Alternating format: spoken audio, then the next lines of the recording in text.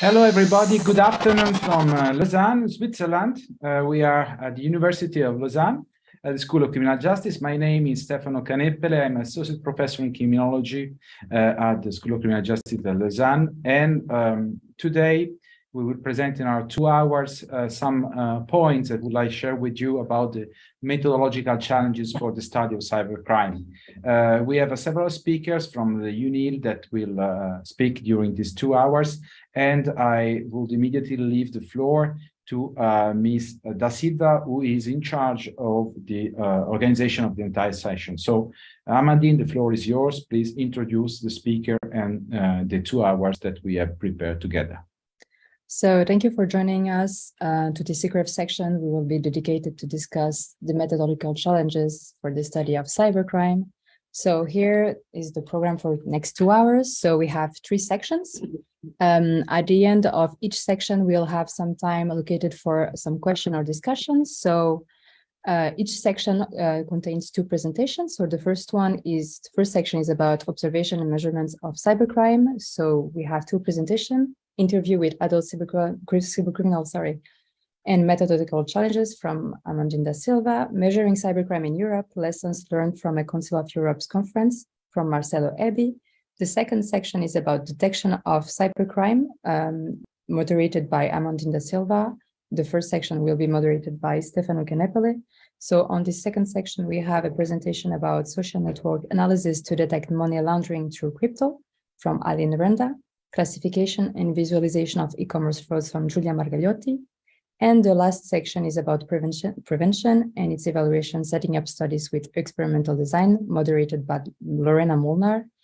And those 2 presentations will be about challenges on the implementation of phishing simulation in universities from Amandine da Silva, and the effectiveness of a serious game and the role of personality threats in reducing the proneness towards social engineering fraud from Muhly. So now to introduce a bit the speakers and moderators. So we have a speaker, which is Marcelo Aebi, which is professor in criminology at the University of Lausanne and head of the master in criminology at UNIL. Amandine da Silva, who did a master in criminology, is a PhD candidate, a researcher at the University of Lausanne, and the topics of interest are online frauds, online violence, and terrorism. We have Julia Margagliotti, who is graduated from a Master of Forensic Science. She's a PhD candidate and researcher at University of Lausanne, and her topics of interest are classification of fraud in e-commerces. We have Muhly, who is graduated from a Master in Economy. He's a PhD candidate at University of Lausanne. He worked as a scientific collaborator at the Swiss Military Academy in Zurich in cybersecurity, and his topics of interest are the use of serial games in social engineering. And we also have our last speaker, which is Aline Renda. She did a master in criminology. She's also a PhD candidate at the University of Lausanne, and she's working as an asset planning advisor for digital assets, and her topics of interest are blockchain and financial crimes. Now, as moderators, we have Stefano Caneppele, which is an associate professor at criminology at UNIL. We have Molnar, which is a PhD in criminology. She's also a collaborator at the University of Applied Science and Arts of Western Switzerland, and her topics of interest are hard to reach vulnerable population and online hate speech. So now I introduce the program and the speakers. I guess we can start with the first section, which is about the observation and measurement of cybercrime. So here I'm going to expose the methodological challenges in the case of interview with adult cybercriminals. So this research is part of the CC Driver project funded by the European Union program Horizon 2020, and the research is part of the Work Package 3, Task 3.3. This research is conducted in collaboration with our colleagues in criminology from the University of East London, and we interviewed adult cybercriminals in Switzerland and in United Kingdom. So participants were at least 18 years old and currently end in custody, probation, or prison. So the aim of this research is to investigate the underlying factor that may motivate an individual to commit or engage in cybercrime. So we targeted individuals convicted for criminal offenses related to online crimes, including cyber-dependent or cyber-enabled crimes. To recruit the participants, we contacted the Probation Commission and the Commission of Enforcement Authorities, asking them if they would have potential participants fitting this profile, and if so, if they would agree to be interviewed. So we used a snowball sampling technique to constitute our sample. We conducted in total 8 semi-directed interviews. The interviews were semi-directed interviews as there were some topics or questions that we wanted to address with the participants. However, the idea is to understand their motivations, their own motivations or experience, so they would feel free to share it and to speak about it. So interviews were conducted from 2022 to 2023, and the interviews were anonymized at source to protect researcher and participants, which means that going to the interview, the researcher don't know the name of the participant, and as the participant doesn't know the name of the researcher or which institution it belongs to.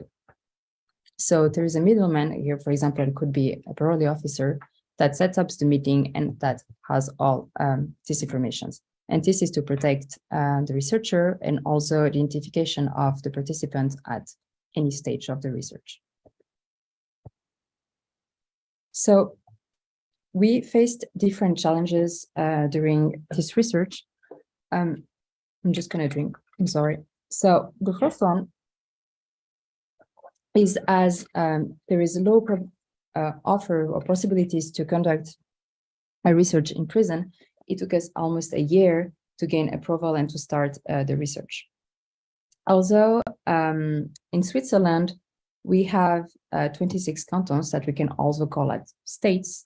And in each of the states or canton, we have to contact different institutions, and it can be also different procedures. So if you contact 4 or 5 states, we will have all 5 open procedures, and that can be completely different. Also, we have 4 national languages, which can be which are German, French, Italian, and Romansh. And depending on which language your researchers speak, it can be difficult to access of some regions of Switzerland. As other challenges that we noticed is it's difficult to identify cyber criminals, especially for cyber-enabled crimes, since some regular legal provision might include cyber crimes as behaviors. However, when people are convicted, the cyber component might be omitted, so it's difficult to find those participants who are registered are committing cyber crimes.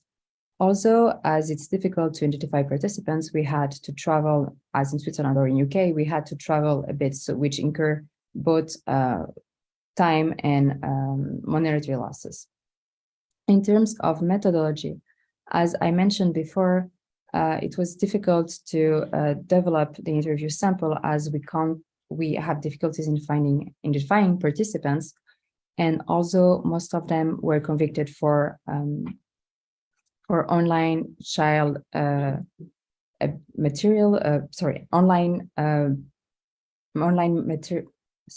online child abuse material. So also the other participants were related to political or extreme ideas, and those cannot be accessed because of security reasons. Also, some participants withdrew from the interview. They had the possibility to withdraw until the moment we start the interview, and some of them did so. During the interviews, some participants might use also some technical words or some words that are part of online culture that maybe the researcher doesn't know. So it is important to understand, of course, what the participants are saying and also to validate what they are saying. And it can also impact the credibility that researcher has during the interview. In terms of safety, we found some challenges. As I mentioned before, we had a protocol to guarantee the anonymity of the researcher and the participants. However, as we had to contact several persons for each institution, and this information about the protocols of anonymity might not have been transmitted among the person we were in contact to. And also in these institutions, maybe they are not used to this type of research or protocol. So all the instructions about anonymity were sometimes not respected. And for example, we arrive at the interview and the middleman introduces us to the participant, or maybe introduce the participant to us, breaking the anonymity rule. Also, during the interview, researcher has to be careful to not share personal informations. Those you don't know how they can be used. Also, we ensured that there were always 2 researchers for each interview. And in case researchers feel in danger, they are asked to leave the room or call the emergency contact. So those were all the potential and accurate challenges that we faced during this research. As I have a little bit of time, I'm just going to introduce some first findings. So first of all, participants highlighted how easy, accessible it was to commit online crimes. And sometimes it was even more easy to commit them online than offline. We also saw there were various motivations behind those acts, for example, money, curiosity, thrill, or convenience, which joins what I just said. Most of the participants that we interviewed were justifying or not understanding the severity of their offenses, and they used to minimize it. And above all, they would not identify themselves as a cyber criminal. When we use the word cyber criminal, for them, it's something really stronger or more severe than the acts they committed. Also, we were wondering if there is not a generational gap between younger and older participants, as the younger participants start using internet by trying, for example, some apps where you can hack someone's smartphone or account, while older participants had their first contact with internet by using, for example, just Google, Facebook, or some chats. So those were the first findings that we have for the moment. Thank you for your attention. So thank you very much, Amandine. Let me drop up a little bit the title of this first block of presentation, also helping Professor Aebi to upload and sharing we are in the same room, so that's why I would not activate my microphone, because we'll have many echoes, so people can hear me through the microphone of Amandine. So basically, what I was saying is that the first block was about the observation and measurement of cybercrime. So we can observe and measure cybercrime through qualitative research to have a better insight of some in-depth information. But as we have seen from the presentation made by Amandine, there are several challenges if we want to reach out offenders that have already been convicted and to enforce, respect some ethical standards in carrying out research.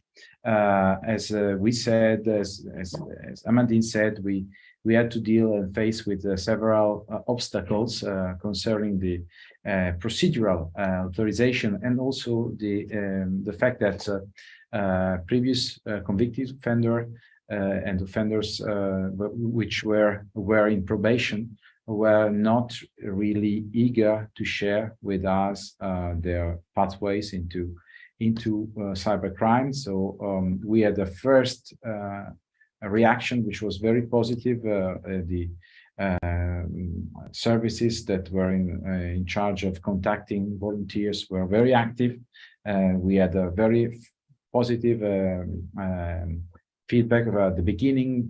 So most of the people we were able to interview were responding since the beginning, and then there was a bit more difficult to get more and more people to get interviewed. So this is one of the challenges that we have to face, beyond the fact that it's not so easy from administrative point of view to retrieve the cybercrime for those people have been convicted. As we said, this is part related to the qualitative challenges in terms of methodological issue that we have to deal when measuring cybercrime. But we also wanted to present you, and thanks Professor Aebi for being there and presenting his research. The issue relating to the quantitative measure and the indicators coming from the criminal justice system that should be used to measure cybercrime. So we asked Professor Aebi to discuss what are the challenges concerning the measurement of cybercrime in Europe, especially through the collaboration that we had with the Council of Europe. Professor Aebi is also in charge of the European Sourcebook on Criminal Justice that is in charge of collecting data about the functioning of institutions across European countries. So now, Professor Aebi, the floor is yours, and then we are ready to listen to your presentation. Thank you. Thank you very much for the introduction. So I thought it will be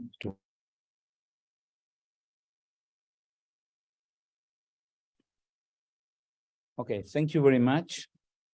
So I thought that it would be useful as this topic that we are discussing today was the subject of a conference that we organized with the support of the Council of Europe, organized by the Council of Europe. We at the University of Lausanne were in charge of the organization of it. At the Council of Europe, it was supposed to take place. Finally, it took place online because, as you see the dates, it was during the COVID. And so in that conference, we put together a series of experts, and later, Professor Caneppele, Lorena Molnar, who will participate later, who is now a PhD, has his PhD a few weeks ago.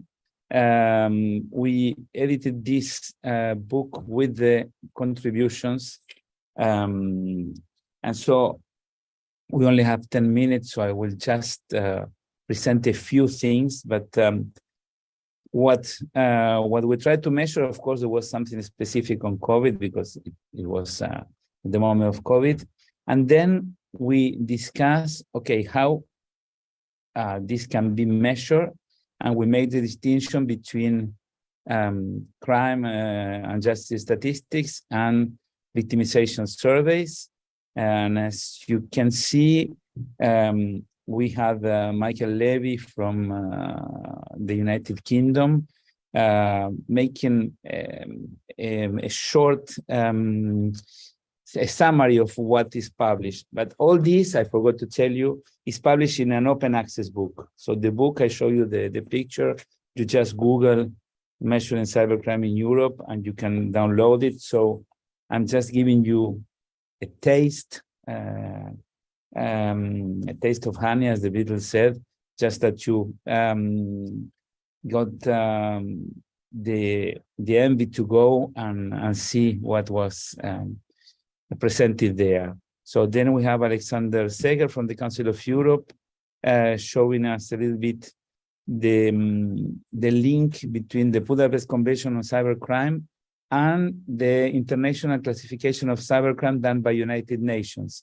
So one main challenge, if you want to compare cybercrime, is to get the same definitions. And United Nations has constructed a classification of crime, which includes cybercrime. So that would be one way of trying to do some comparative research. Then we have specific presentations on Estonia and Spain. And I will not enter into these details. And then we have a presentation by Lieven Pauwels using a different technology, but we didn't have a specific session about that, is the potential of self-reported delinquency surveys to study online offending. And then we have in the second day, the presentations that were chaired by Professor Stefano Caneppele. We had a presentation by Mayran Junger and Peter Harter from the Netherlands about the definitions, the questions used in different surveys across Europe. Are they comparable? Are they not? So quite interesting. Johan van Wilsem showed the results of what has been done in the Netherlands during the last decade.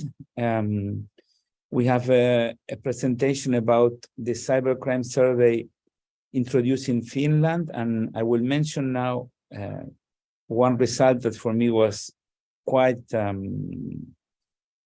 surprising, and at the same time, when you think about it, you will see that it is logic. So currently, people, when you ask about fear of crime, they are more worried about being victims of cybercrime than any other survey in the physical world.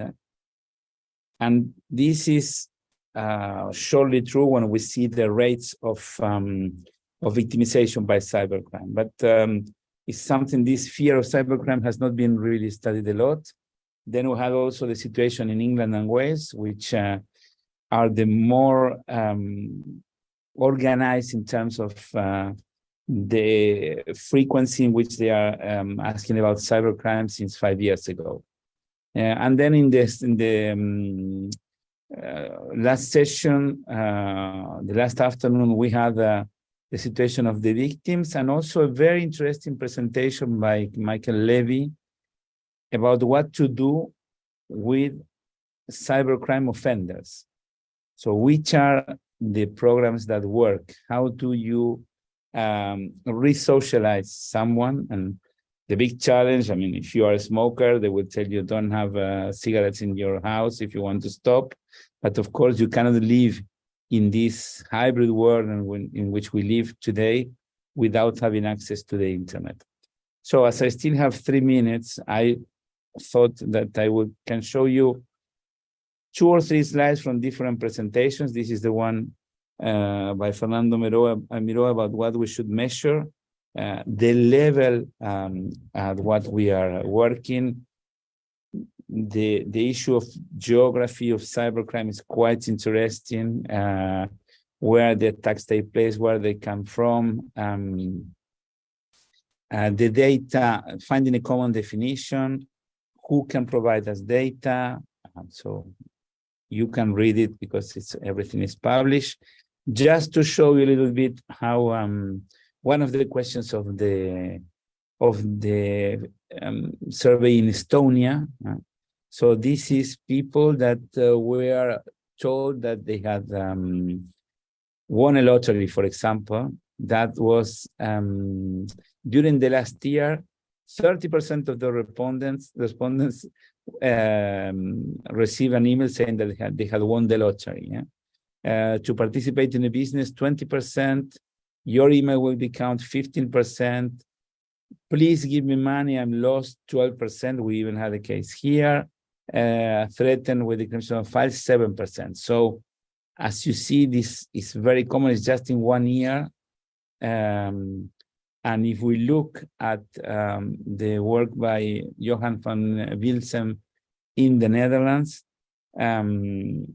they collected 6 waves of a survey with a panel of persons from 2008 to 2018 during 10 years.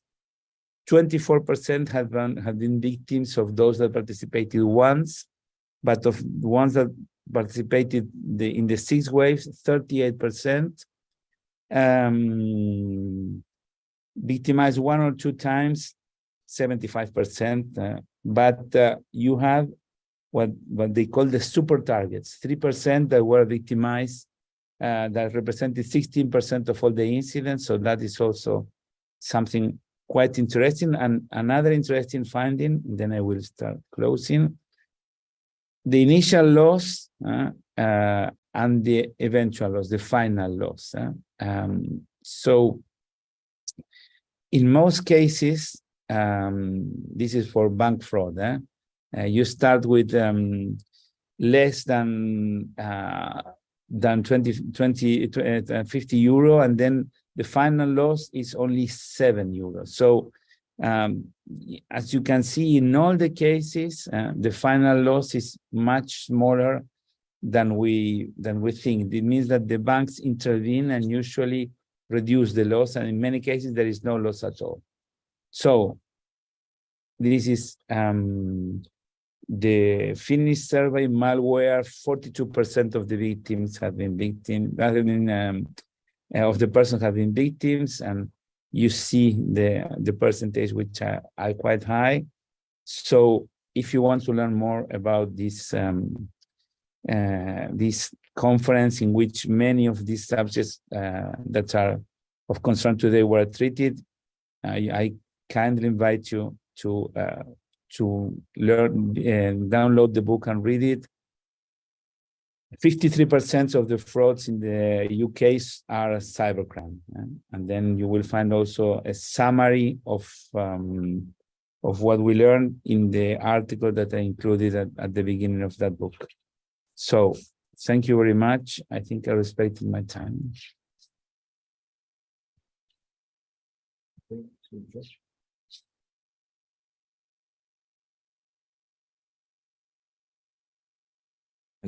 Okay, so thank you, Marcelo.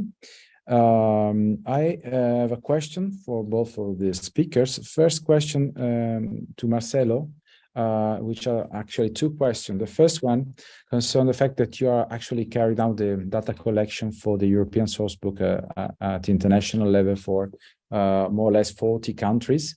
And you were trying to collect also data about cybercrime. So my first question is about what is the situation about the criminal justice statistics and cybercrime.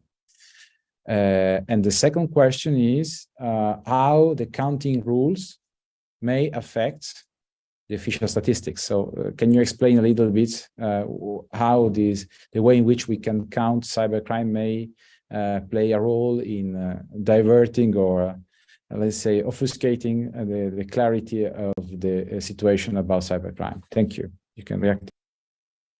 Thank you very much. Well, this is a major issue.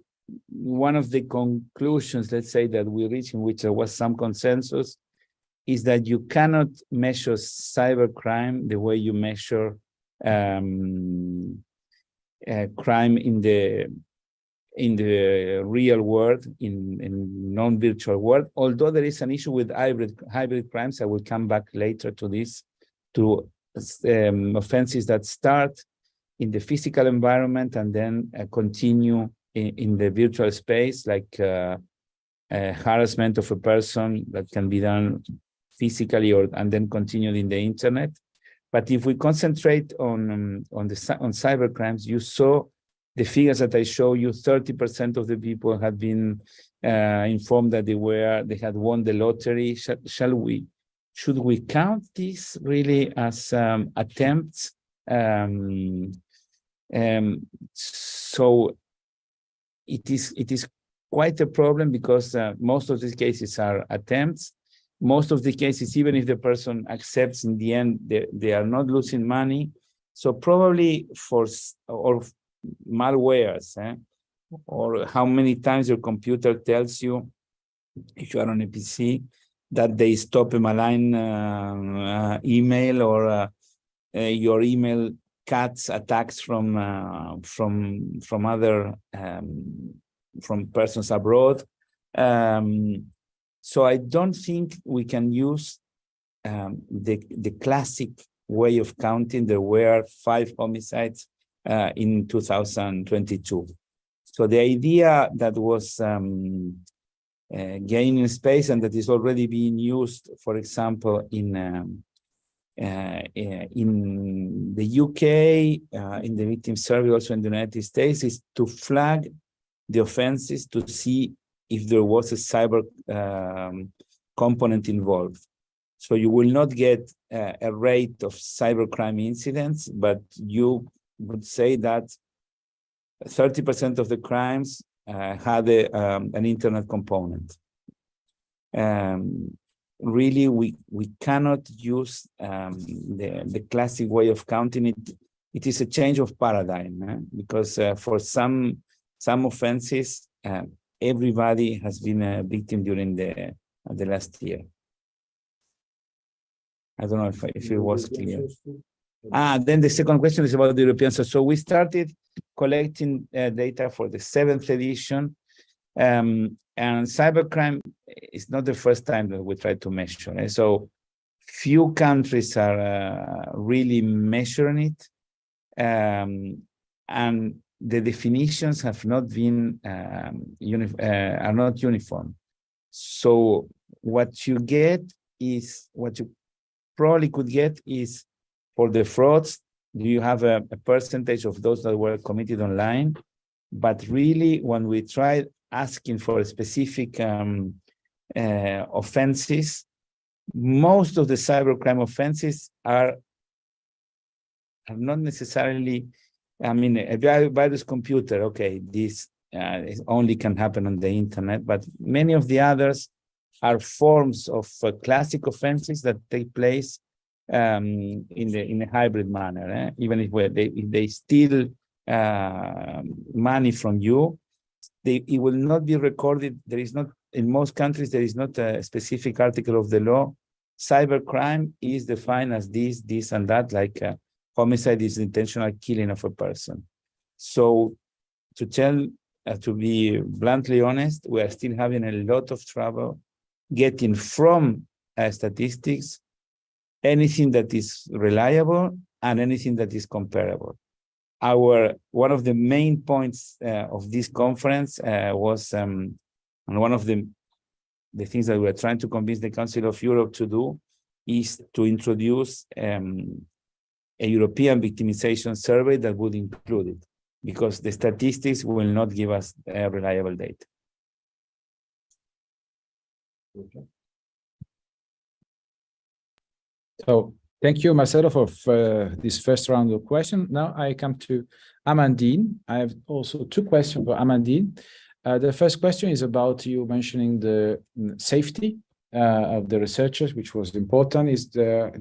Since you've been part of the team that participated to the interview, in your experience, was there any moment in which you felt that your safety was at risk, and why? And the other question that I have is about the fact that we follow a very strict protocol. We were not supposed to know anything about the offender. So how are we able to discriminate if he or she was telling the truth or not? Do you have any hint that they were honest in providing answers, or there were some moments in which you felt that it was not transparent with you? Thank you. Thank you for two really good questions. About the safety, so I never felt that I was unsafe, honestly.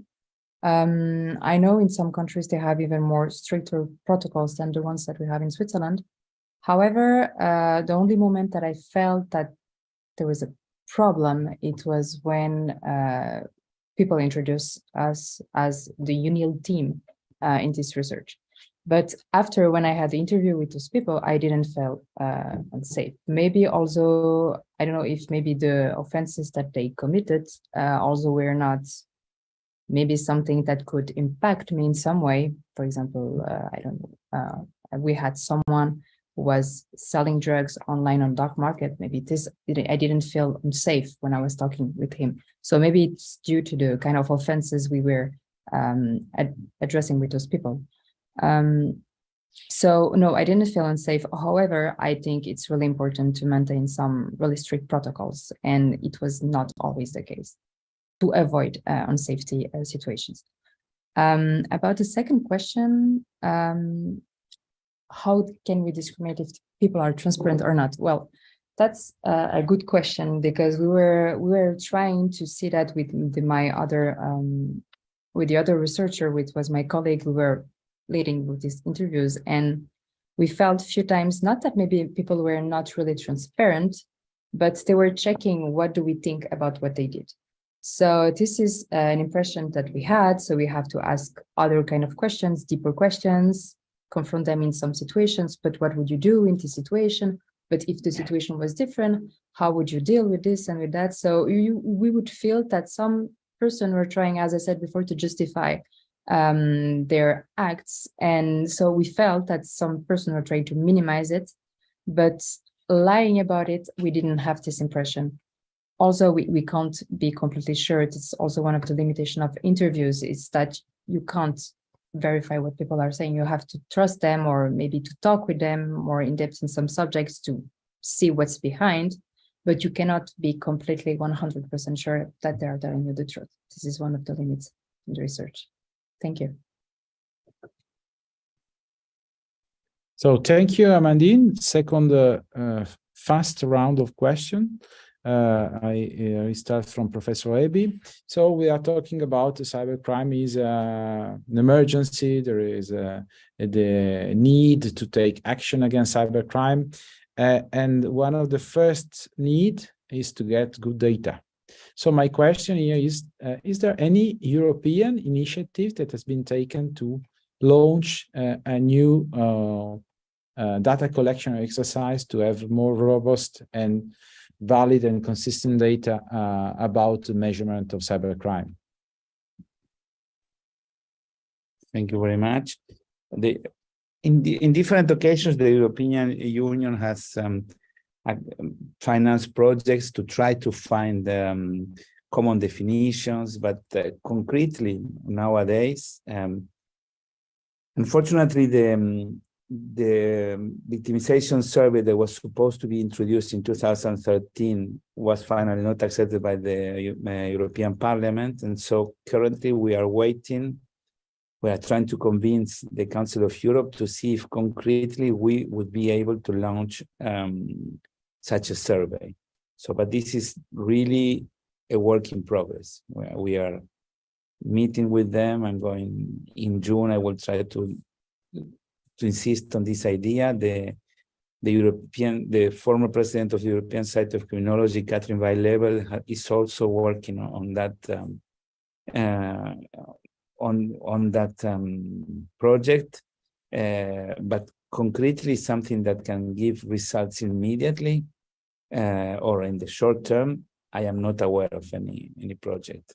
It's something that is discussed, but then concretely initiatives to have a common measure of cybercrime imposed, because the only way is not to change. I mean, the Budapest Convention exists. The only way is to put people together to get an agreement on how it will be measured, which is the way in which, otherwise it's impossible to make any comparison. So this kind of agreement is far from being a possibility right now.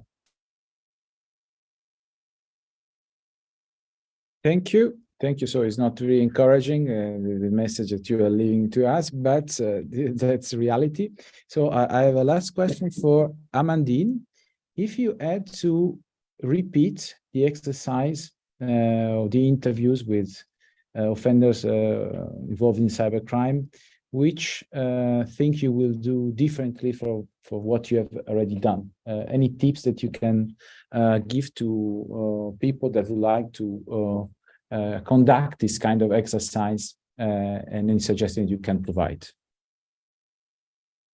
You mean during the interview or the whole process? In the whole process. The whole process. Okay, so in the whole process, well, as I mentioned before, we found mostly people related to online child pornography, for example.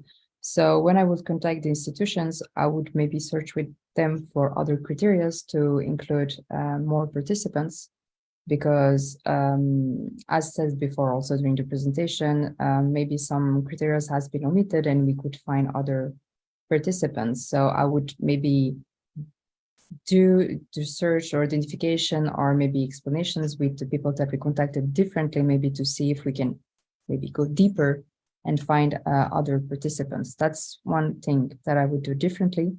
Also about the anonymity that I mentioned already before, also we would maybe we would see how can I say that? We would have seen that we were not expecting that that we had to contact so many people and maybe information wouldn't be transmitted. So maybe I would ensure better this protocol of anonymity. And during the interview, if I would have to repeat something, well, the thing is that those interviews were really interesting, and we only had a limited time.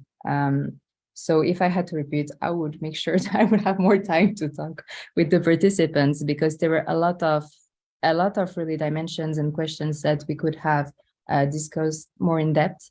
And unfortunately, we just had to stay on the questions that we had and all the answers or the elements they wanted to provide us. But otherwise, I would have tried to ask other questions and try to understand other dimensions that we didn't have time to do. That's what I would have changed. Thank you. So thank you very much, Amandine, for your feedback about this experience. So since we are coming to the end of this first block, I will just briefly summarize what we have seen in these first two presentations. So we had the first presentation made by Amandine da Silva. She presented an exercise that has been done during 2022 2023 about European project called CC Driver. The goal was to interview people who have been convicted for cyber offending. She presented some challenges linked to the recruitment and the involvement of institutions and the carrying out of the interviews. Basically, some recommendation is about the difficulty to recruit people.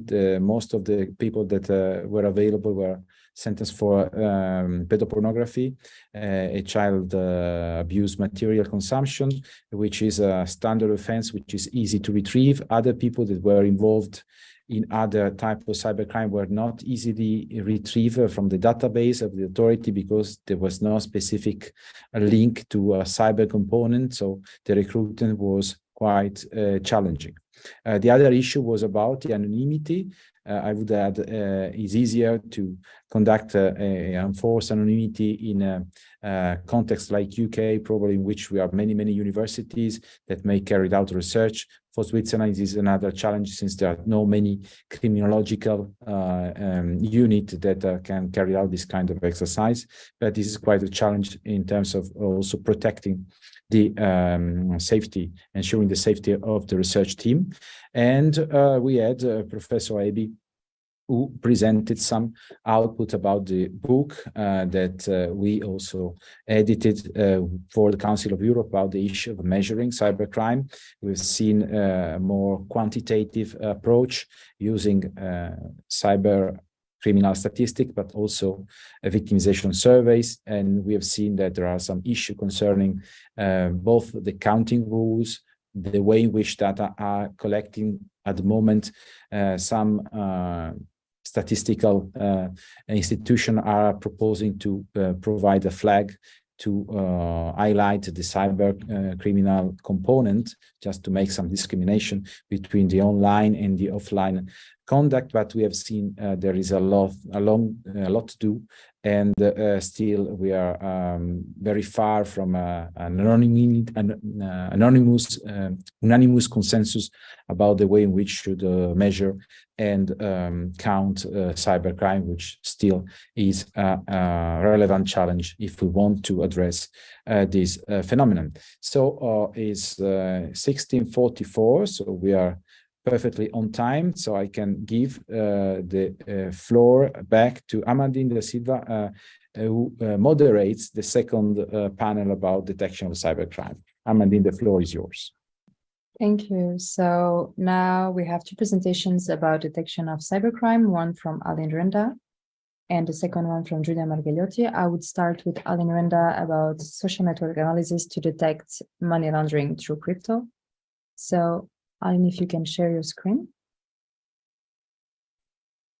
Hi, everyone. Let me know if you see my screen. Perfect.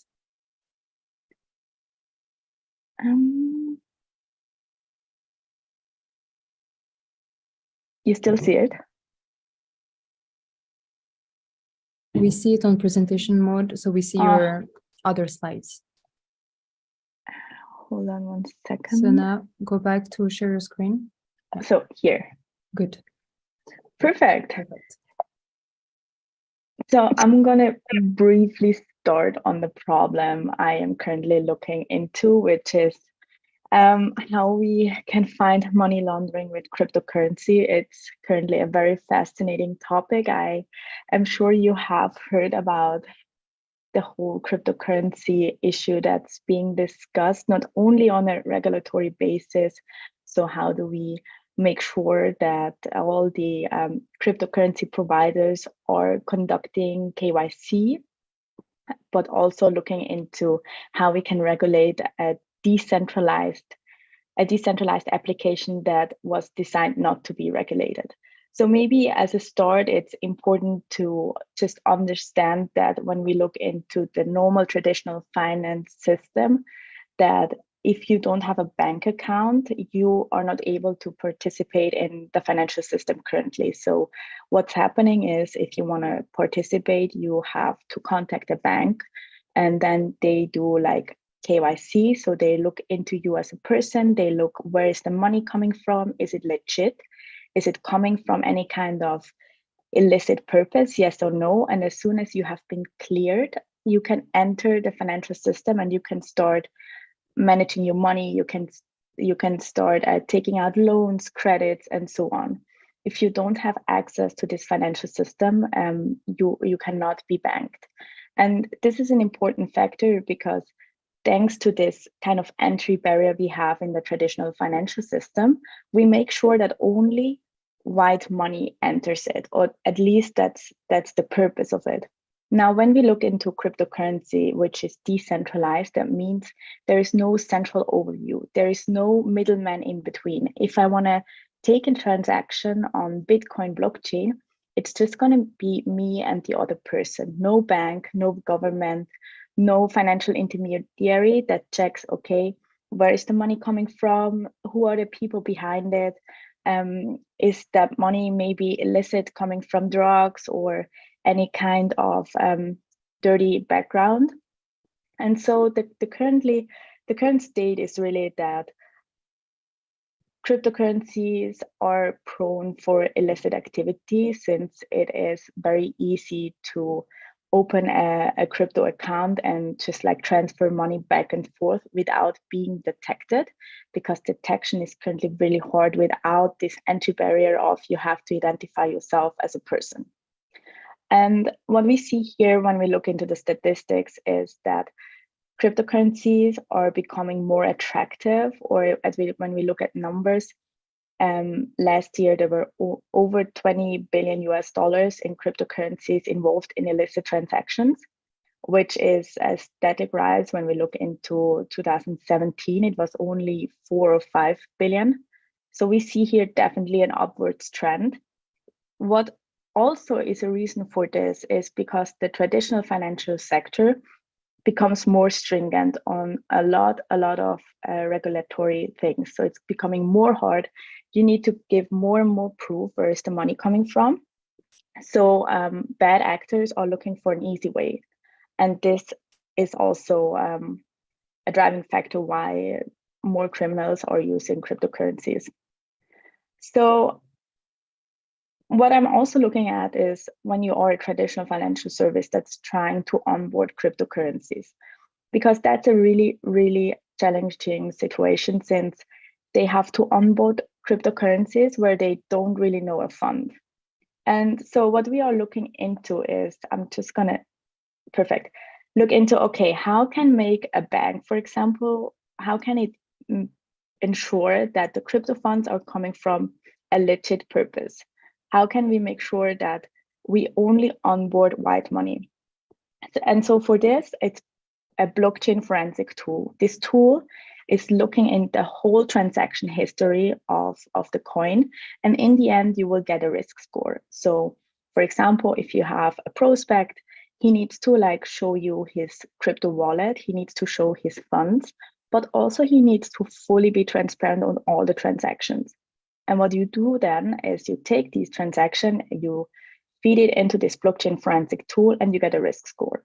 So how do we look into the data? So you see here that there is different kind of data monitoring approach we can take. So one is of course AI. So this goes into machine learning and deep learning. this is really good if you want to work with unstructured data, if you want to like predict kind of a data tree, if you want to look, okay, where are we going with that? And then we have the whole cyber monitoring part that's mainly going into IP monitoring. So we look into, okay, geographics. I mean, if a prospect is located, let's say in Germany, and he tells us, well, I've been only dealing with like German crypto firms, but we look at the IP address and we see it's Russia or any kind of other high-risk country, we can already see, okay, something here in the storyline is wrong. And then we have the packet tracking, which is also going into the IP monitoring. We look into different kind of geographics here.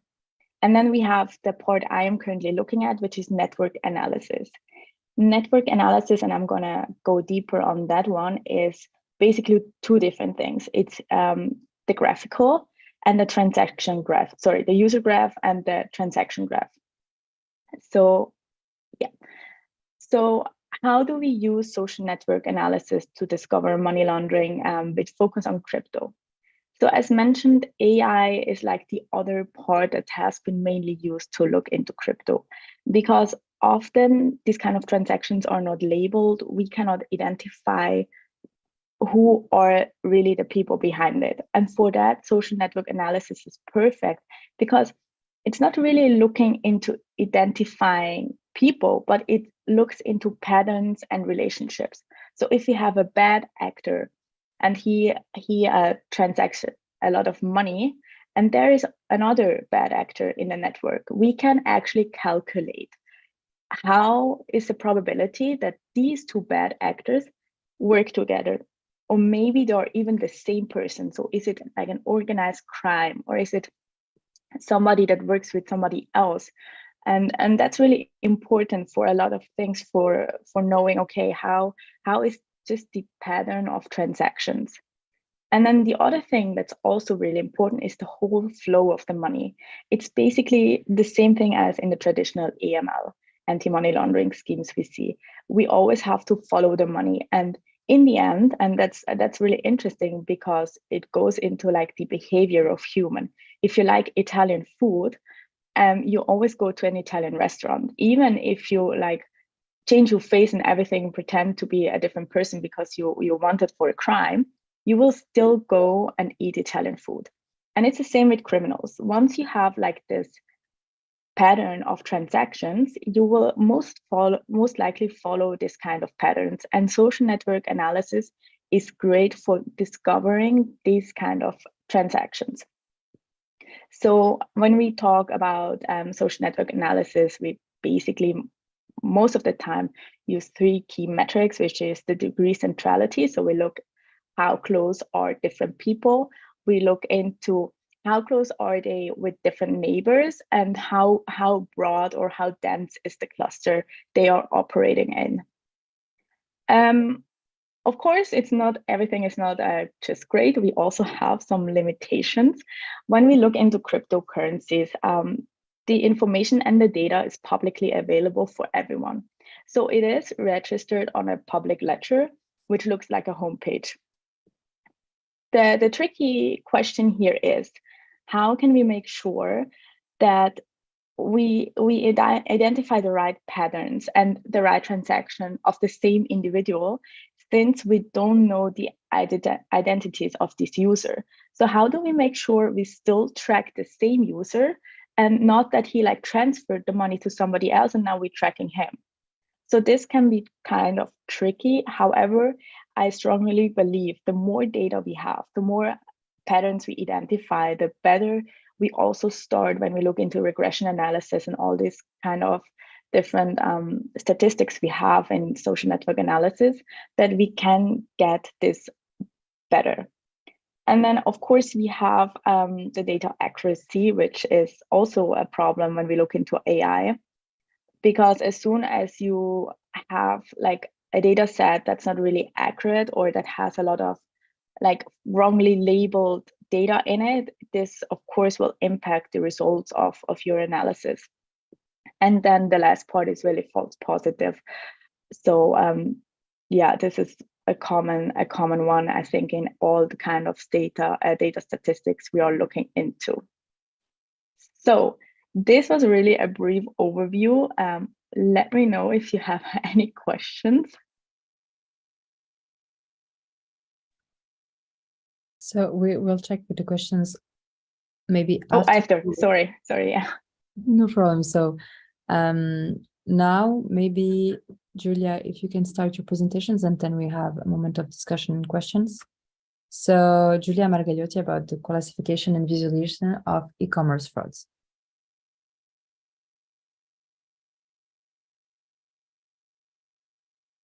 We can see your screen. I hope you can also hear me and see my screen. Everything works. Great. So, hello everyone. I'm happy to have the opportunity to talk about my PhD research today. As Amandine introduced me already, my name is Julia, and I will be talking for the next 10 minutes about the classification and the visualization of a special type of cybercrime, so the e-commerce frauds. So the first part of my research focuses on the classification of e-commerce frauds. Here, the importance of the classification, I would say, rests on a form of case-based reasoning, allowing the development of hypotheses in the context of pattern detection or repetitive problems. And here we can emit hypotheses, for example, of series or networks or hotspots of repeated victimization, or even about the identification of phenomenon a criminal event belongs to.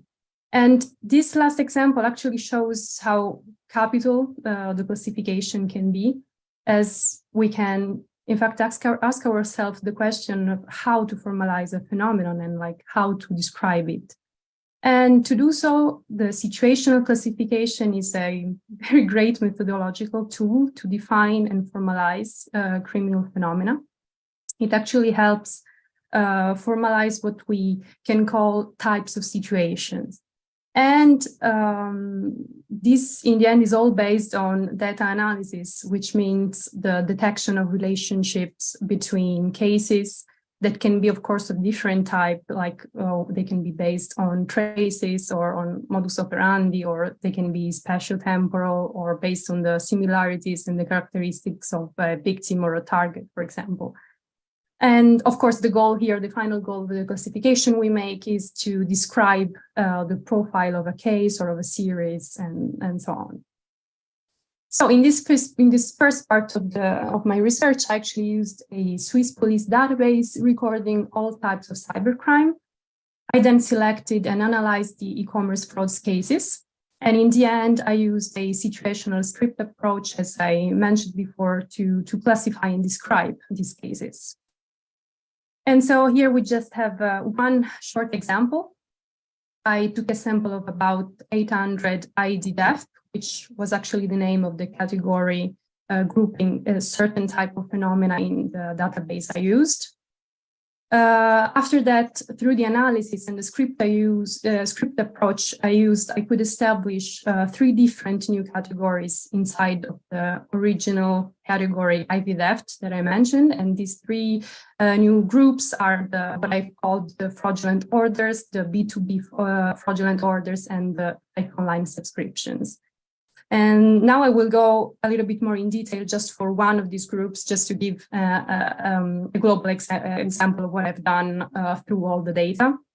So for the fraudulent orders, for example, my script followed these 4 steps. So we have in the first step, the identity theft made by the author by creating a fake account on an e-commerce platform. This first step can also be made through the hack actually into the email account or the e-commerce account of the victim. Then we have the order of the goods in the name of the victim and the delivery of the goods to the victim's address. And then in the 4th and last step, we have the scammer physically retrieving the package, leaving the victim with the bill to pay. And some other times when it doesn't end well, let's say, for the scammer, the victim actually retrieves the package and the bill before the scammer can actually go and get it. And so here, through the script approach, we actually have the opportunity to detect roles of the different characters taking part into the script, and also identify the traces that are prone to be left at each step of the script.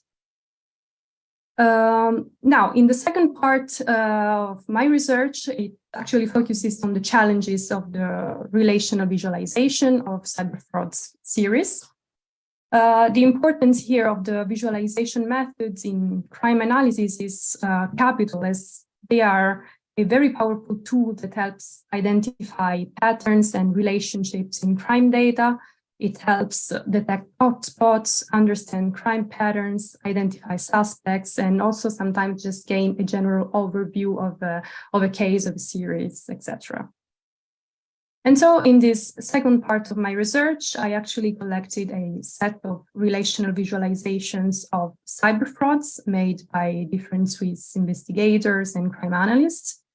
I assessed the diversity in the data and in the visual models employed, as the errors, the bias, but also the ambiguities in the interpretation of these visualizations.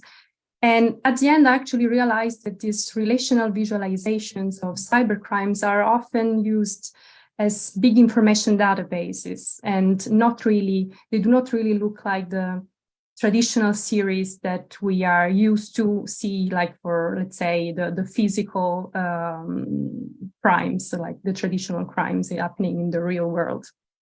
And I would say this is because they are often filled with a huge amount of information, like such as entities and relationships, making the whole graph very often very complex and hard to comprehend. And so my goal here in the end was just to try to conceptualize a way to visualize cybercrime series in a simpler way. And the way would be based on aggregations of entities and relationships according to actually the role in the script they belong to. And actually, I'm talking, of course, to the very same scripts I mentioned in the first part of my research presentation. And so here I will give an example of what I mean. I took the visualizations of a certain type of cyber fraud series. Here is just the classical fake ads on e-commerce frauds. So basically where the victims never receive the good they paid for. Here I try to identify the type of relationships we need to represent on a graph. And so we will have, for example, the author relationships, such as the information related to the creation of a fake account, or the ID theft relationships, such as pseudonyms, ID cards, or the money mule relationships, such as all the payment information, or just spatiotemporal relationships, such as date and time of the ad, for example. So here I just used a bottom-up approach in order to generalize all the concepts, and meaning the entities and the relationships with their attributes that need to be on a general relational visualization of e-commerce fraud series. And so with this model, we can go from this type of visualization that you see right now on the screen, which was made, of course, just without any specific model or method. This is just one example of a visualization that was part of the set of my data that I used to this part of the research. So we can go from this to something like this, which I think we can all agree looks a little bit simpler, but still, I can assure you, contains all the relevant information. So before I run out of time, just to conclude, I can say that, of course, detecting and investigating cyber frauds can be challenging for various reasons, as cyber criminals can use advanced techniques or exploit human weaknesses, such as social engineering. We all know that, and that the cyber threats can change and evolve very rapidly according to the new technological opportunities. Then, of course, we know as well that the detection of frauds often requires the analysis of very large amounts of data. And that on top of that, all these cases are not always reported to law enforcement, so making it all even more complicated. So it therefore requires a combination of technology, real-time analysis, and human expertise to stay ahead of the constantly evolving threat landscape. And last words to the end, of course, thank you for listening and for your attention. Stop the sharing.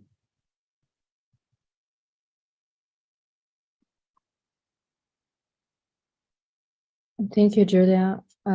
So I already saw that we have a question in chat for Aline. So Aline, do you have a sense of how crypto money laundering techniques, for example, Tornado Cash, impact the effectiveness of social network analysis?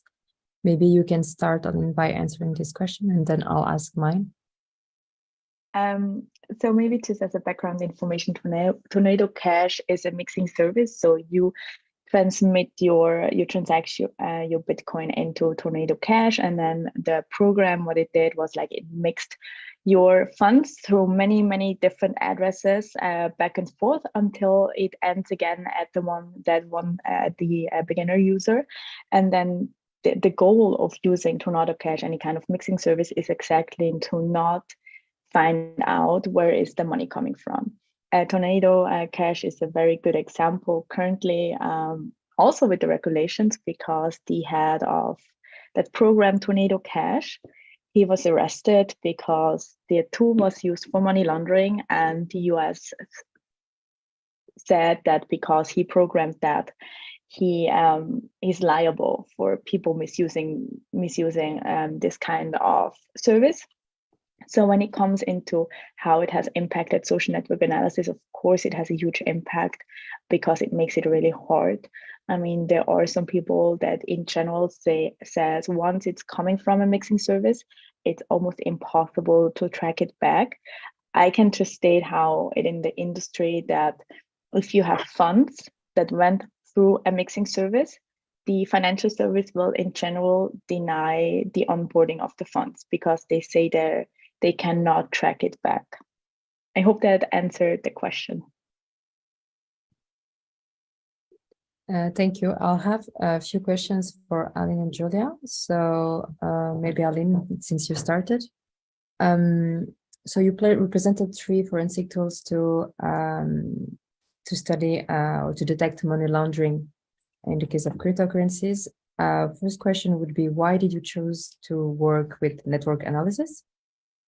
And my other questions would be, did you see until now, I don't know if you have already results, but did you see some difference depending on the cryptocurrencies? And I'll have also questions for Julia. So you're working on online e-commerce frauds. Did you recognize one type of fraud that would be more recurrent than others?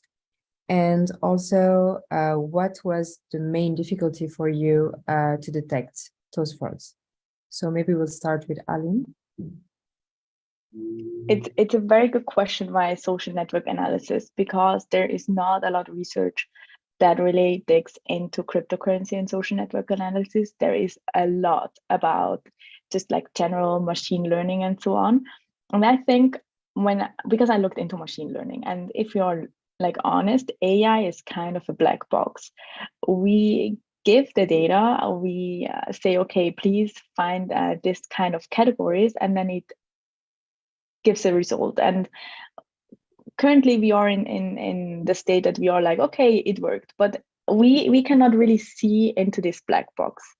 And I think it's really interesting because social network analysis is taking a kind of a little bit a different approach. So that's mainly why. And the other reason is also, and I have to be honest here, is because there's not a lot of research out there. So it makes the topic, at least for me, a little bit more interesting because it's a little bit of an adventure. So we don't really know yet if it's really going to work, to be honest. I have started, but I mean, I'm nowhere there to present any kind of results. That's also like transferring to the second questions. referring the cryptocurrency, I think it makes sense to look into the cryptocurrencies that have already labels on it, like Bitcoin, there is a lot of research on that. Ethereum, there's a lot of research on that. So we already have this pre-labeled data set. So we have the second check of, okay, we can make sure that what actually we found in the research is also being verified beforehand. Okay, and I had another question, which was, did you see, oh, no, I have another one. Now we talk a lot about deepfakes, since you mentioned machine learning. We talk a lot about deepfakes. Do you see how deepfakes could have an impact on the detection of money laundering? I'm not sure about deepfakes. I think it's going to be very interesting when AI will start to trade in the decentralized finance space. So I think we have already seen like some algorithm that do arbitrage on NFTs, which is a really interesting case. Deepfakes, I think it's going to be very interesting in the metaverse. When you enter the metaverse and you don't know anymore, are you dealing with your friend, or is it a bot? Thank you. Julia, do you want me to repeat the questions? It's fine. I wrote it down, not to forget it. Thank All you so right. much. So for the first question, was the type of frauds that are more recurrent. I would say in general, so it comes in waves, but I would say the most recurrent one is everything that is fake vendors, like all these fake classified ads on e-commerce platforms. This is, I think it's really the most recurrent one. Then there are some other ones, but as I said, like it comes in waves, and we have some trends at some time of the year that can be more intense than others. Then for the second part of the question, so I don't know if it's clear for everyone, like what the fake vendors is. So we basically have these fake sales on the internet, where basically the buyer is going to pay for a good that will never receive. So basically just that easy. And for the difficulties to detect them, I would say I should probably mention that I am very lucky because I have the opportunity to work at a Swiss police. So I have the big chance to access all this data, the police data that actually records basically most of the cybercrime happening in Switzerland, as it is an intercantonal database. And so, yeah, in this privileged environment, I can have, of course, access of basically all the cases that are reported to the law enforcement. So, of course, the big limitations here is, of course, all the cybercrime that is not reported to law enforcement. And as we know from the studies and the literature, sometimes, actually very often, the prejudice is not that high. So many people just feel either ashamed to go and tell, oh, I actually fell into this ruse, or sometimes just say, oh, it's just not a lot of money, it's just a couple of hundred of francs, and they just don't go report it to the police. So of course this is a big lack of data that is very difficult to access. Well, thank you. This joins the presentation that we just had before from Marcelo Aebi, that there is a difficulty to measure cybercrime, so to get data. So you mentioned, for example, reporting to the police. So a lot of people don't report. A lot of frauds are never known. So it's also impact, well, as you said, the detection of cybercrimes. I would have one or two other questions, if you don't mind. Sure. First, so you mentioned that depending on the time of the year, you have different fronts. So did you detect some temporal patterns regarding online frauds? Yeah, well, for example, just the most typical one coming to my mind right now is around Christmas time, you will have a lot of classified ads for all these people buying gifts online that are like last minute and have to buy all the gifts for the family and friends. And of course, this is when it happens the most to have all of these fake vendors just writing small ads on the Facebook market or any other platforms used in each countries where you can sell stuff. And of course, you will have these waves and like these trends at some special times of the year. So like this is just an example. I would have another question. The first is two questions, in fact. The first is to, I wonder, you have so different scripts, and what differentiates them? It's the type of fraud. Is it the modus operandi? Do you see links between them? So is it what makes, how can I say, it is what produces different scripts? When you have your all data, it's the modus operandi, it's the type of frauds, it's the type of author. What are those characteristics? Yeah, so everything actually joins in one. Like what I do is basically, I only could give one example because of the timing, of course. So I just chose one modus operandi. So basically one script I made about one special category that I found. But the idea was really to use the different categories that exist already in the database that I use, because of course you need to codify. So of course, if there is already a classification that is made of these different cases. So I basically reassess them, and my idea was to reevaluate the classification in order to see if we could already improve it and how to do so. So of course, like the idea is to analyze each different modus operandi and try to find the different steps in the script to maybe find what makes it different than another one. Of course, in my research, the idea is also not only to detect the traces prone to be left, or the characteristics of the author, or the targets, the victims, and just like the modus operandi in general. So all of these things that you actually mentioned, of course, are part of it. But in the end, is also to realize what in general are all the concepts that need to be represented on a graph, like on a visualizations, because we know that there is a big challenge at the moment in crime analysis for cyber crimes. And so I would like to find the concepts, like the groups that should be represented without having a graph in the end that just looks like a database with just all the information on it, where we have, I don't know, let's say emails, phone numbers, e-commerce platforms, everything just like there, making, of course, a lot of relationships, because this is the thing in cybercrime, we have a lot of relationships on different levels. And so what I want to do here is like, okay, let's find all the concepts, let's group them, let's make aggregations based on the role of this in the script of these different phenomena, and then try to represent them within these groups. And then, of course, if we want to focus and like zoom in, it should be possible to then go to a further level of detail, and of course just move more in detail and see it, say, okay, we have the author relationships. What are these author relationships? I zoom in and I say, okay, so basically my case is linked to another case through all of this information, which are emails or phone number or death ID. So I don't know if it's clear or... No, it's clear, and it also shows how important it is to use those scripts exactly to compartment and visualize, as you said, all these informations. I see we have one question in the chat for Aline.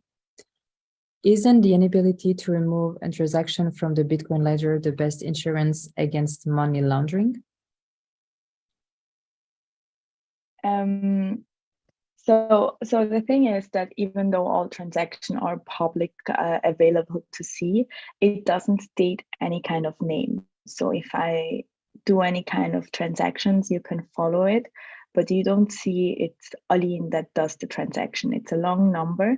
So the current issue is that how do you identify this user? How do you identify that it's me that has been the bad actor?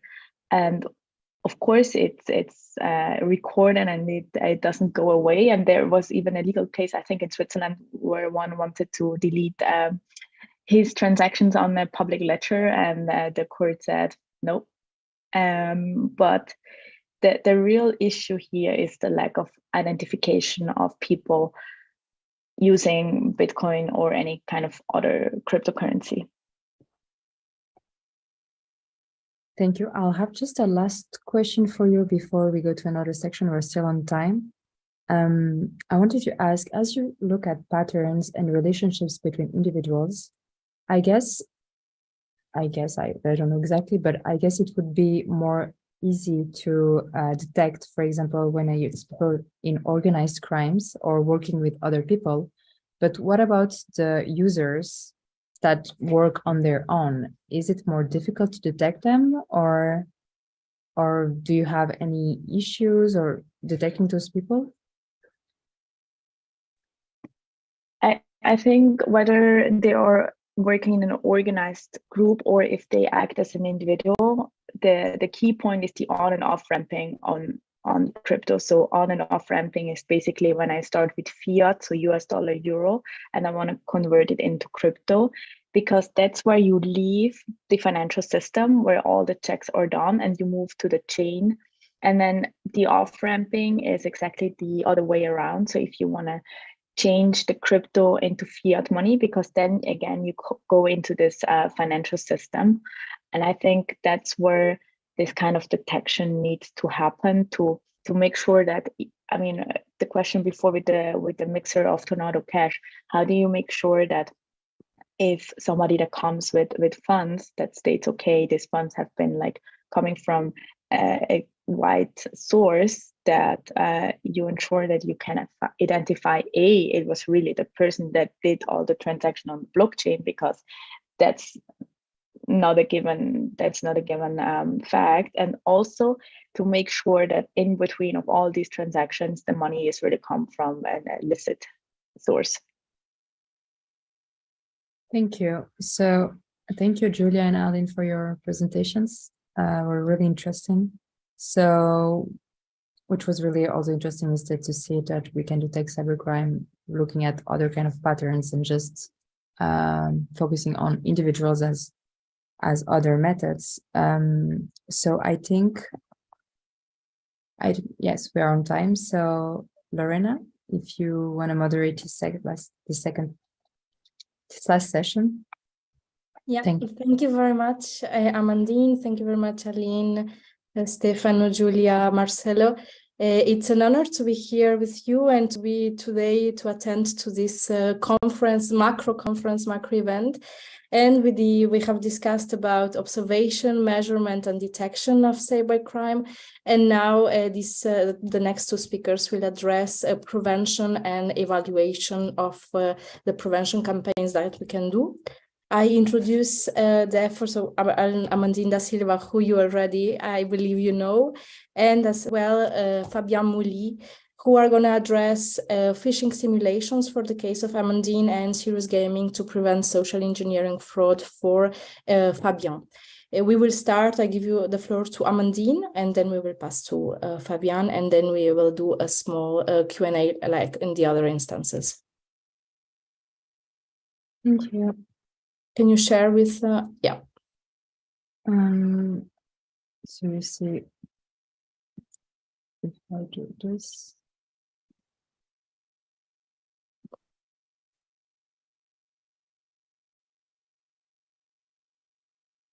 Okay. Oh, wait, thank you. So now no problem. Yes, now we can see. Go on, Amandine. Okay, so phishing. So first, I'm going to talk about the challenges on the implementation of experimental designs of phishing simulation in universities.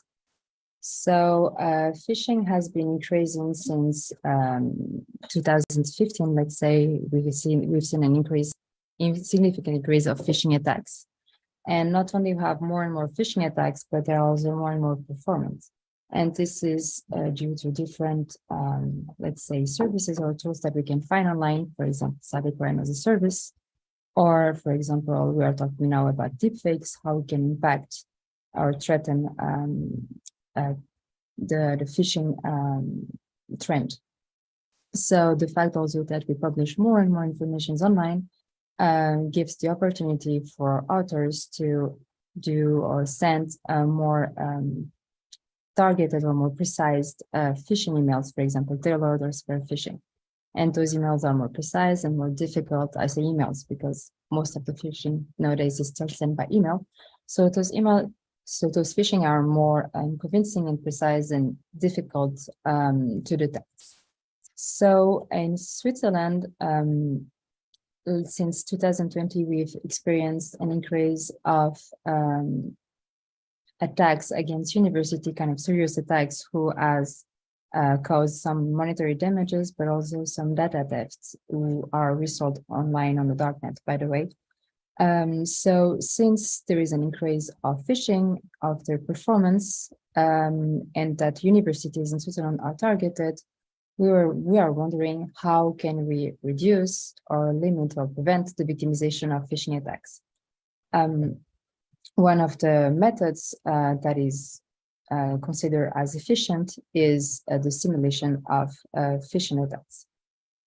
So this study aims to estimate the effectiveness of simulated phishing attacks in an academic setting. The sample or the population that we use are professionals owning an email address and working at the University of Lausanne in Switzerland. So it will be around 5,000 people, and we are interested in professionals and not students, as most of the studies until now that have been conducted in an academic setting are conducted with student sample.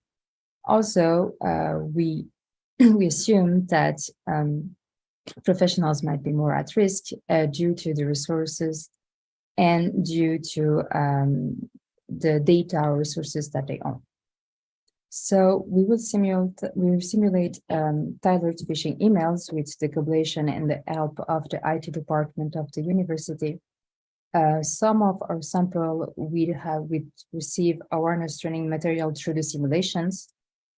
So this training material is our videos and quiz. And to simulate the phishing attacks, we'll use a cyber attack simulation platform. So the research design of this project is made on 3 main steps that I will introduce. So what we call the pre-interventions, which is the simulation before part of our sample receives the training material, as I said before, the quiz and the video. So the simulation part, where the training part, where part of our sample will receive those training material, and the post-intervention. So after our sample received this training, what are the victimization rates? So the idea is that after each phishing campaign or phishing simulation, we collect and see what are the reactions of our sample. So we compare before and after they receive the training materials. So overall, we'll send 5 tailored phishing emails in the whole campaign during a period of 7 months.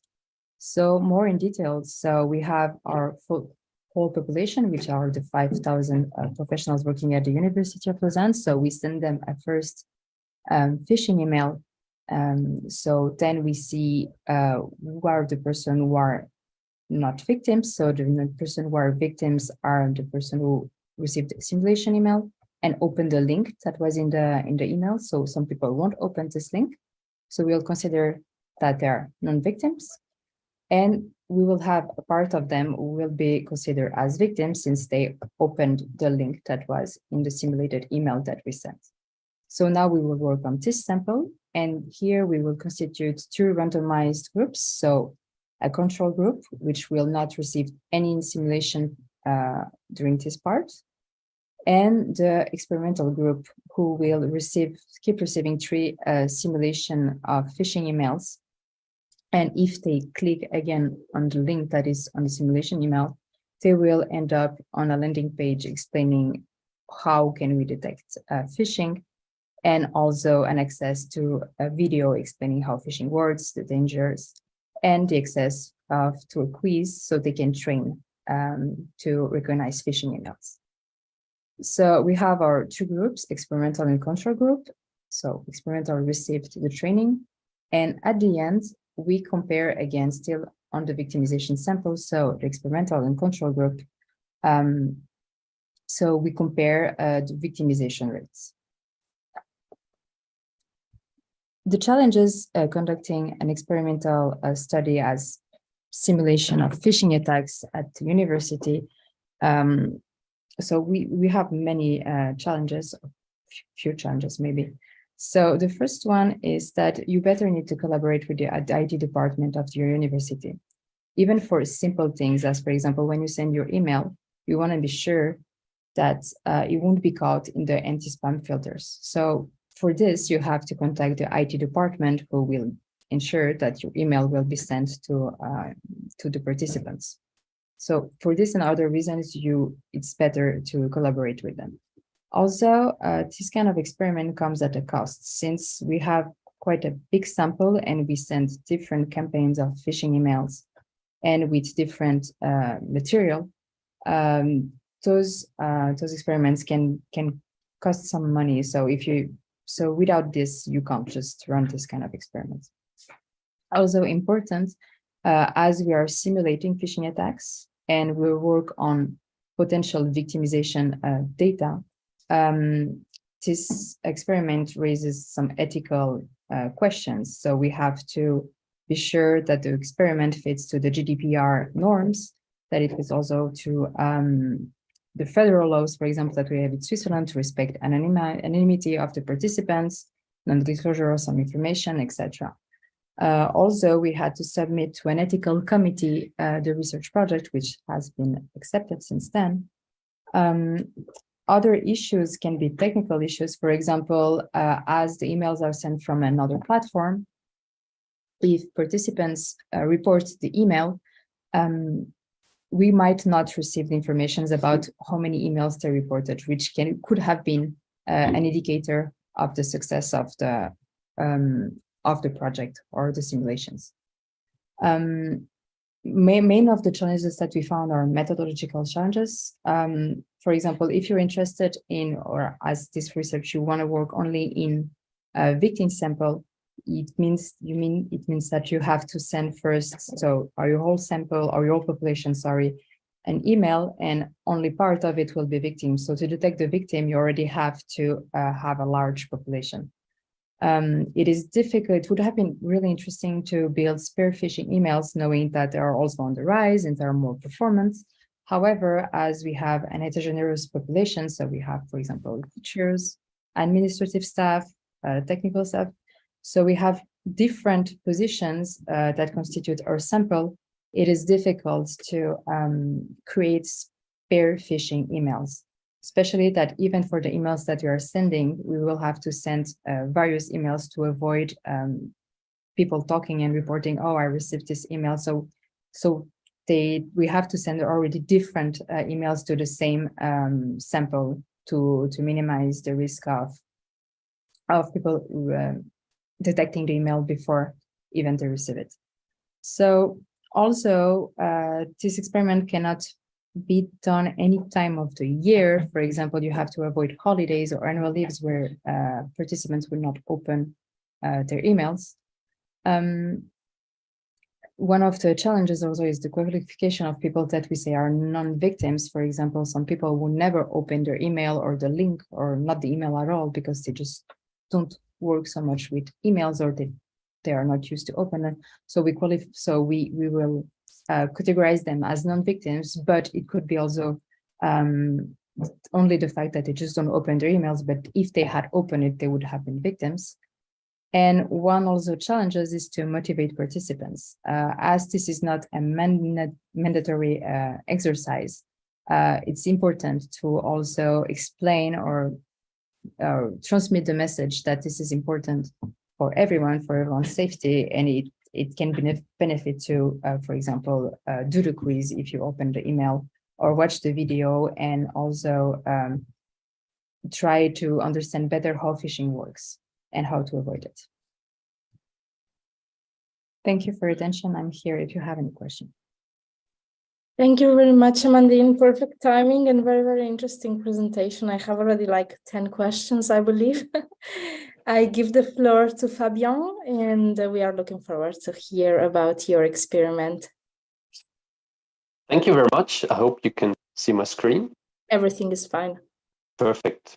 So welcome everybody to this last presentation of our session. My name is Fabian Muhly, and I will talk about an experimental research that tested the effectiveness of a serious game and the role of personality traits in reducing the proneness towards social engineering fraud. But before I will show you some insights to the study, it's important for me that we are on the same page in terms of terminology. And when we talk about social engineering in the regard of a cybercrime, cybersecurity conference, it is evident that we think of frauds, offenses that have something to do with cybercriminals carrying out malicious campaigns that make people click on a fraudulent link, download malicious code, or reveal sensitive information. For the framework of my study, I rather used a more general definition, saying that social engineering is the psychological influence on a target used by offenders to direct the behavior of the targets in a certain direction, such that the offender can acquire and exploit information. This can happen with or without the use of technology. With the emergence of technology, serious games are nowadays broadly understood as video or virtual games for education. And according to the inventor of serious games, Margagliotti, the educational focus is exactly what differentiates serious games from other games. However, they can be digital, but they can also be analog. In the research at hand, I used an interactive tabletop game to educate study participants about social engineering. The advantage of this approach is that it is highly interactive, engaging, and provides an experiential learning environment. So let me give you some background information to this research. This experimental research was part of my doctoral studies, and the experiment ran for 3 months between March and May 2022. And I had the opportunity to conduct the experiment with reserve soldiers of a technical battalion of the Swiss military. So I applied field research with all its advantages and disadvantages. And the research design was quasi-experimental, as participant randomization was unfortunately not possible in this setup. And finally, I gathered the ethical approval from both universities of Lausanne and the Swiss military. This is how my experimental design looked like. Basically, I started the study with a survey to get data on personality traits and to recruit participants, and then applied email phishings in pre- and post-test stages to look at the effect of the serious gaming intervention while having the opportunity to compare results with those of a control group. Actually, either of these stages presented certain challenges, but for sure one of the greatest challenge was the recruitment of the study participants. Initially, I contacted the chief commander of the Swiss military, as I was I'm still working at the military academy at that time, and quite fast received the support to conduct the study with a specific battalion. And the study was intended to take place during the yearly repetition service of these reserve soldiers, which was already a binding criteria in terms of time framework. And on this slide here, you see the flyer I used to recruit the participants. It was sent to each of the battalion member in the regard of their marching order for their service. And prior to this, I had several meetings with the legal department of the Swiss military, and generally we discussed all issues regarding voluntary participation, confidentiality, privacy, and these things that we discussed in advance and were addressed by this flyer and the informed consent the survey front page. One major component of the study was to track individuals and to make inferences about their personality traits and phishing test performance. So interested individuals scanned the QR code and were then presented the informed consent before being able to start the survey. Upon consenting, they had to input their participation ID, which was individual to all of the participants on their flyer. And after completion of the survey, the individual was in the pool of the participants for the further stages of the experiment. It was important to me to not only measure likely behavior, but actual behavior. And thus it was a no-brainer to me to use email phishing to gather a critical size of respondents. For sure, there are other social engineering applications like via telephone or in-person attacks, but with a much larger time and logistical requirement. So it was clear to use email phishing. By then, it rather evolved as a technical challenge. How do I implement it? Are there constraints on the part of the Swiss military, etc.? But fortunately, I could make use of the services of the Swiss military's vendor who conducts yearly phishing campaigns with civil military employees. This was a huge advantage for me in terms of tackling these implementation challenges. However, it created even more, let's say, dependencies on third parties, as technical and procedural conditions on the part of the vendor were given to me. So here on the slide, you see the phishing scenario where the recipient is intended to be influenced in clicking a link, which then directed the participant onto a landing page where specific military-related information were requested to be inputted. Thus, all phishing tests in this study were two-tiered. So first, influencing the people to click a link, and then asking them to input information which are sensitive. The interactive experiential learning format of the serious gaming bore some further challenges. The main challenge for me as a researcher in this process was people management and logistics. I had to take care about the location, the information flow from among the soldiers about where and when the training will take place, and all the administrative things that come in with such a training. The game was played, as you can see in the picture, in teams of 2 persons with 3 to 4 teams per game table, which was each led by a game master. And for sure, I had to recruit the game masters and had to train them in advance to guarantee a pedagogical standard that would strengthen the internal validity of the study. So let me briefly derive the limits I was confronted with during this study. I put it that way, that there are internal factors which were driven by the design of the experiment and the choice of instruments, and external factors, namely the environment the study was conducted in, that had limiting influence on the experiment. Excuse me. The choice of using an interactive serious game as intervention definitely had an impact on the scalability of the experiment, as it has logistical and administrative limits, as each additional game table of participants comes in with high logistical and administrative requirements, like space and game masters. And moreover, it also drives dependency on the game master's availability and instruction ability. The use of phishing as a test instrument reflects some kind of selectivity in terms of applied social engineering rationales and techniques, whereas the intervention conveyed knowledge about all rationales and techniques that social engineering could take on.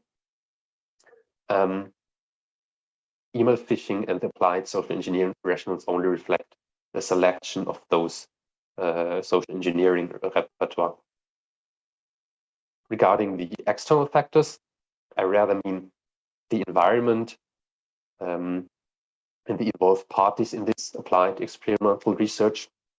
A major achievement of the study is its field application. This also meant that I had to deal with issues like availability of participants and of the goodwill of not only the participants, but also the responsible people in the third parties. Lastly, there's a certain degree of possibility that self-selection was an issue. Voluntary participation might have increased the risk for self-selection bias.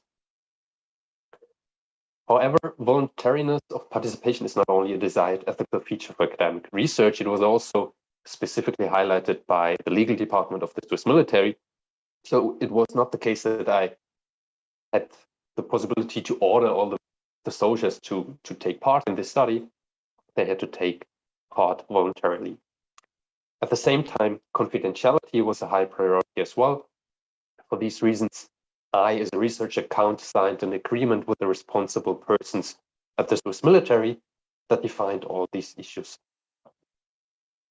The study participants were informed during the recruitment stage about the nature and the general design of the experiment and had to accept the informed consent to proceed. And the matter of deception was another issue that was specifically addressed in this informed consent. And I believe that it is necessary to scientifically test actual behavior to create effective countermeasures against techniques like social engineering. Thank you for your attention, and yeah, happy to discuss with you any questions. Thanks so much, Fabian. Very interesting presentation. I took also a lot of notes and I have a lot of questions. I don't see any question on the chat, and I really encourage the audience to drop their questions there if they have any. Maybe we could start with your study, Fabian. I think it would be very interesting to an international audience to explain a bit more about the participants. Why Swiss soldiers? How does it work in Switzerland? You know, the relation between Switzerland and the military, and why are they good participants? Like, are they? What about, you know, the external validity of the research with this kind of participants? Well, that's a good thing. And I think it's worth to explain it a bit further. So in Switzerland, we have a reserve soldier system.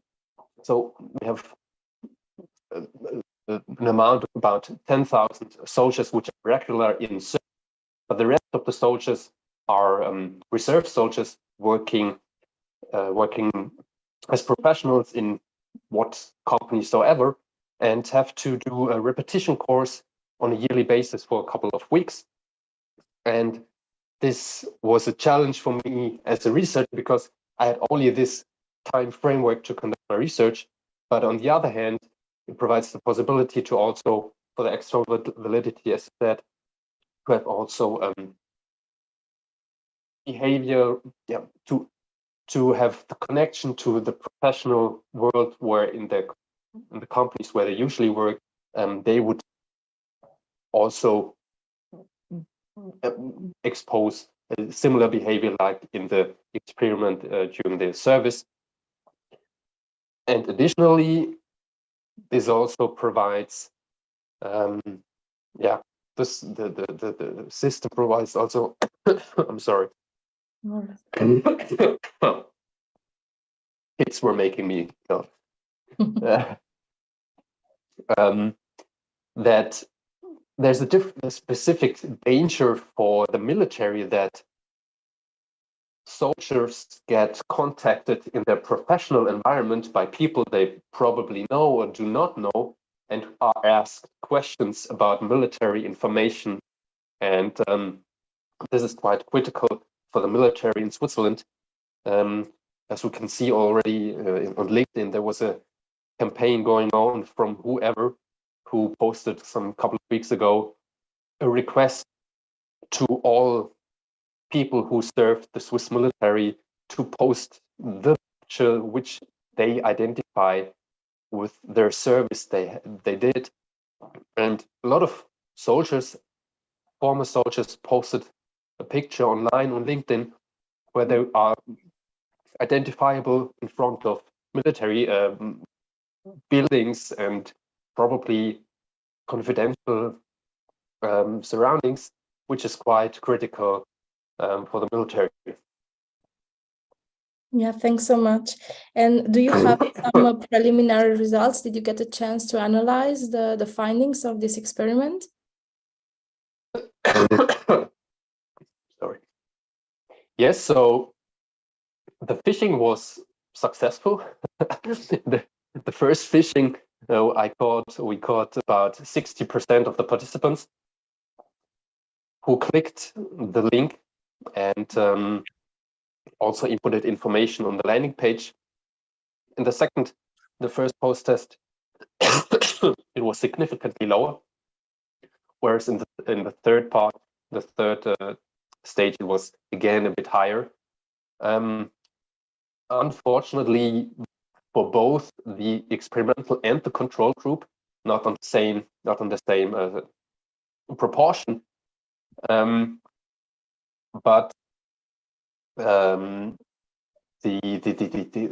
effectiveness of the game, you can see it in the statistical results that there is an effect, but unfortunately based on the population size, not with a high significance. Mm-hmm. Mm-hmm. Do you plan on conducting a bigger scale experiment? That would be really interesting, yes. Logistical requirements would be tough, but yeah, this would be definitely worth to even further validate the results. Mm-hmm. Yeah. Excellent, thanks so much. And Amandine, I think it's a very exciting presentation you made, because also like you still didn't conduct yet, if I understood correctly, and please correct me if I'm wrong. So you didn't conduct yet your experimentation, but you're about to do it. And I think it's very interesting also, like in both cases, this double role that you have, you work also for the institution for which you are doing the phishing. And I was wondering if you maybe had some thoughts about this, how to manage this double role, and also how to, let's say, target properly the right staff, the right professionals, because, well, we at University of Lausanne, and not only your team, but also a forensic science team, they are experts in cybercrime. So I wonder if that might have an impact in your targeting of professionals. So I'm going to just answer quickly, if you don't mind, because we are a bit running out of time. So how to manage the rubber role? Well, it's a bit.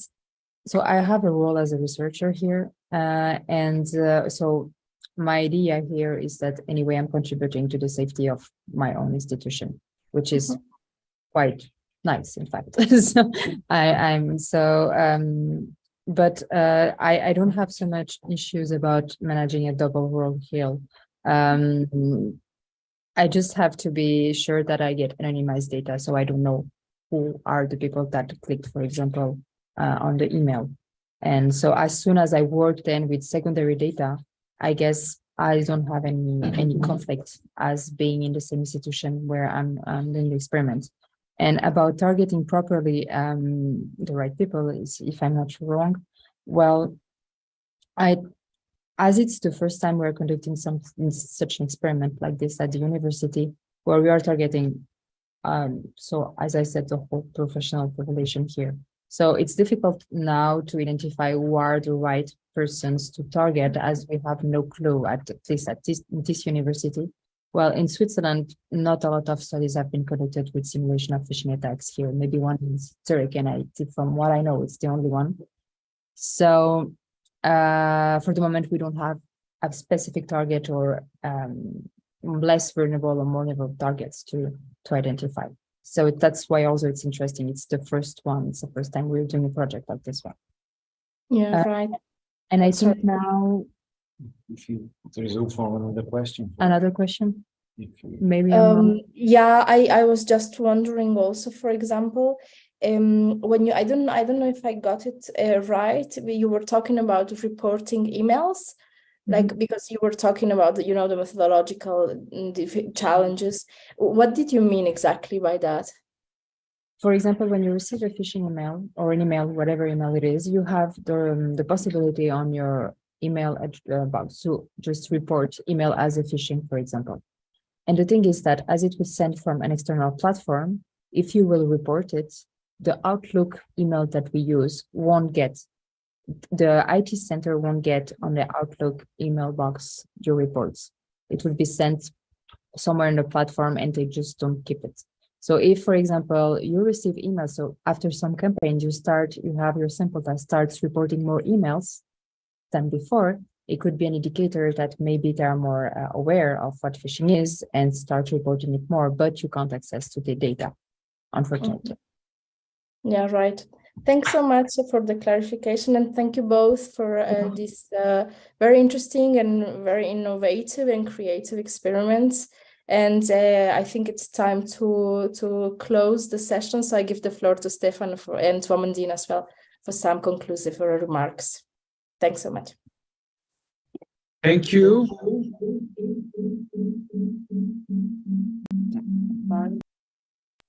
Okay, thank you. Now you have to. Okay. That's fine.